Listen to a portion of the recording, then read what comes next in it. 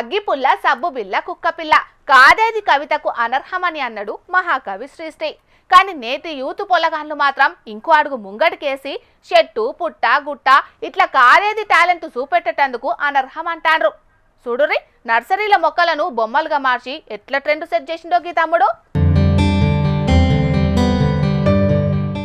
చెప్పిన ముచ్చటేంది సూయించేటి ఈడియో ఏంది అని అనుకునేరు. ఇదేదో పార్కో లేకుంటే సినిమాల దిశ ఫిలిం సిటీయో కాదు. అంబేద్కర్ కోనసీమ జిల్లా కొత్తపేట నియోజకవర్గంలోన్న పొట్టిలంక మురుగన్ నర్సరీ ఇది. దూలం ధనరాజు అనేటి గీ అన్నదే ఈ ఇకమతం. తూర్పుగోదావరి జిల్లాలున్న కడియం నర్సరీ ఎంత పేరు పోయిందో తెలుసు కదా అందరికి. కానీ దేశాలలో ఉన్న తీరొక్క తీర్ల మొక్కలు దేవాలనంటే చాలా కష్టంతోటి కూడుకున్న పనాయే. అందుకే ఉన్న జాగలనే మొక్కలను బొమ్మలుగా మార్చే ఎగురం బొంగటేసుకొని ఇగో గీ గా తయారు చేసి అనుకున్నది సాధించిండు. అగ్గో గుర్రం లెక్కన గిటారీ లెక్కన ఎట్లునే చూసిండ్రా మొక్కలు ఔరా అనిపిస్తున్నాయిలే. చూసేటందుకు ఇండ్లేమున్నది గొప్ప అని అనిపిస్తోంది కావచ్చు గాని పెద్ద పనేగిది.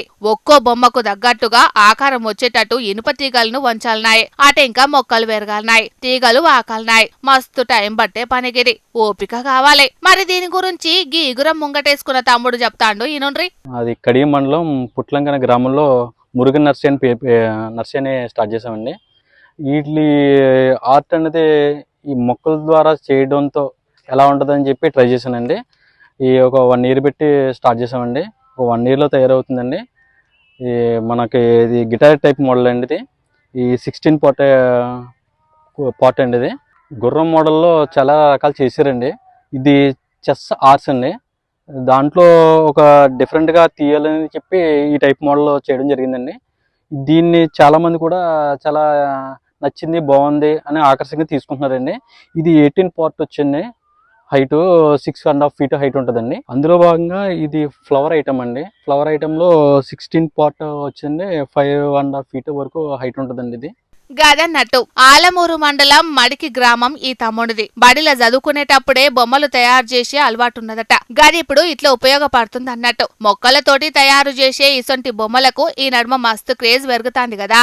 అందుకే ఈ ఆలోచన చేసినట్టు చెప్తాండు. మామూలుగా అయితే భూమి కౌలుకు బట్టి వ్యవసాయం చేస్తారు. కానీ ఈ తమ్ముడు దోస్తు దగ్గర భూమి కౌలుకి తీసుకొని ఇగో ఇట్లా మొక్కలతోటి బొమ్మల పంట తీస్తున్నాడు. అందుకే అంటారు కదా ఉపాయం ఉన్నోడు ఉపాసం ఉండడని.